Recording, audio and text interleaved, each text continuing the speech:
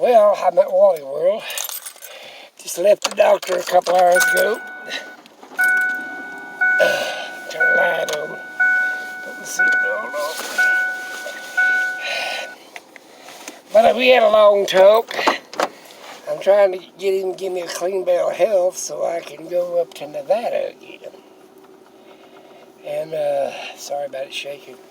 Some car probably needs tuned up. But anyway, he said, okay, you can go up there for a while. I have to keep him informed. Let's see here. I can get out of the way. But we had a long talk about that coronavirus. Now, he's an internist and a bunch of other shit walled up in one. He's also on my bug-out team. Him and a couple of his nurses. But he knows what he's doing. He's been spent a lot of time overseas and all that shit. You know, being a doctor over there and that blah, blah, blah. But he told me, he said he didn't think there was enough people infected in the United States to be a global pandemic. If it's just an isolated pandemic in China, and let's say 100,000 people's died, that's a hell of a lot of people. He said, as long as it's isolated over there, we don't have really a bunch of worries. He said, when it gets over here and we lose 100,000 people, you know, then we got to worry. But it's actually, not everybody's been around a person that has coronavirus in them is going to get infected.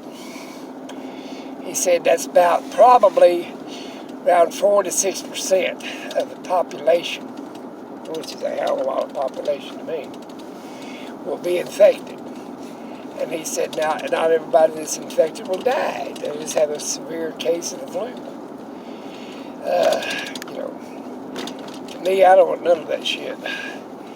He said, hell, you're so damn old, hell, it ain't gonna hurt you anyway. He said, hell, your ancestors lived through the damn Black Plague.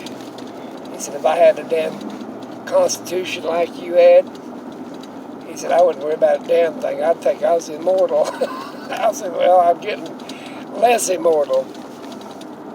88, I started feeling my age. But I was concerned. I asked him, and he said, now, this is just the tip of the iceberg. He said something else might come along that's 3 or 4 times worse. He said, but eventually something's going to come along. It's just a matter of time. But he don't think this coronavirus is as bad as they, you know, it ain't the, let's say, the shooting gun is what he called it. He said for a worldwide pandemic, he said it's going to take more than this one. You know, it ain't the doomsday device. It's maybe slim us down a little bit. We could probably use it then. Not to be cold like that. But China's got 1 billion people. It wouldn't hurt if they lost a couple million. You know, we're getting pretty populated here. Try to fight afternoon traffic and get home. But the point about it is, if you got the opportunity to, let's say, put up supplies, this, that, and the other, depending on how bad it gets. But I would wash everything, especially if I'm ordering off Amazon or something like that. I believe I would spray the box down with Lysol. I spray the contents down with Lysol before I took it out of the package. I wouldn't pop in them poppers because they got the air that's coming from China. I wouldn't be popping in them, you know, inflatable bladders or anything, like a lot of people do. They pop all them little bitty air, what do they call it? Little bags of air or whatever the hell they call it. But I wouldn't do any of that shit. I'd just put it in the trash and go about the business. It's getting dark, so I gotta get home. My eyesight ain't that good anymore in the dark. I ain't got night blindness. I just got hell I can't see. I'll turn up here. He didn't give me any more medicines to take, so. He said I was doing pretty good. I asked him how long I'd be gone, and I said I'm going to be gone 2 or 3 weeks. He said, okay, just make sure you drink plenty of water, take plenty of breaks on the road. I said, if I drink plenty of water, you know damn well I'm going to take plenty of breaks. About every filling station I come across, I'm going to have to stop and pee. He said, that's the point. Oh, Lord, he's something else. But I'm doing pretty good, like I said. But no, I was concerned. I asked a medical professional that's he's facing flus and stuff. We're in the middle of flu season right now. He said this is just, I mean, we lose a lot of people because of the flu. I'm telling you, we lose quite a bit of people during the flu season, young people and old people. He said this ain't no worse than that. He said if you go statistic-wise, we'll probably lose, like you said, 4 to 6% that gets infected. Well, we're already doing 3 to 4% of the people that catches just the regular flu. Especially if their immune system's down, or they're too young or too old.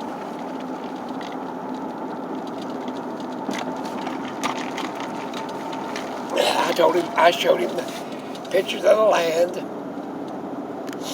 He said he'd been looking for land in Arizona, and I said I did too. He said he looked at some in eastern Oklahoma. He said, boy, it's high. And I said, well, I found some cheap stuff. And I didn't care how far out isolated it was. That was one of my sales point on it. It's like he said, half these people, they're living like, okay, I got a place off grid, but yeah, but your neighbor is 50 foot away or 150 foot away. Well, that ain't really living off grid. I mean, that you might not have no utilities. Hell, the homeless don't have that. He said to live off grid means, or homesteading or whatever, it means you get everything you need off the property that you're living on. Yeah. And you're isolated enough if the world doesn't go to pot, your neighbor won't be knocking on your door. That's why I said 56 miles, give me a barrier. I can see them coming top of that mountain. It's getting dark, people. Reminds me of another prepper that sits in his car and gives up all the information he don't know the damn thing about. I watched some of these damn preppers, hell, they went through shit. And their grandparents might be alright. Hell, we knew we had to put food up for the winter. I still do that shit. And I'll always go buy more than I need. But that's my point about it. Yeah, that's my 2 cents. As they say, that's my 2 cents. I don't give a shit whether they believe me or not. But like I said, I did ask his ass. There goes the food bank over there. And more people all lined up and getting cold out there to get some little bit of food. I don't know what the hell they're going to do when they do away with welfare and food stamps and Medicaid, Medicare and Social Security and all that other shit. They do away with our government pensions and all that shit. A lot of damn homeless people, so I'm gonna figure. They're robbing and killing. Another damn civil war. Probably storm the Bastille. Yeah, like the French did. Cut off Marie Antoinette's head. She said they can't eat bread, then feed them cake. Hell, they had a rebellion. Killed all the aristocrats. I better go. I'm just rattling now. Watching this damn traffic. Gotta go. Talk to you guys later. Have a great one.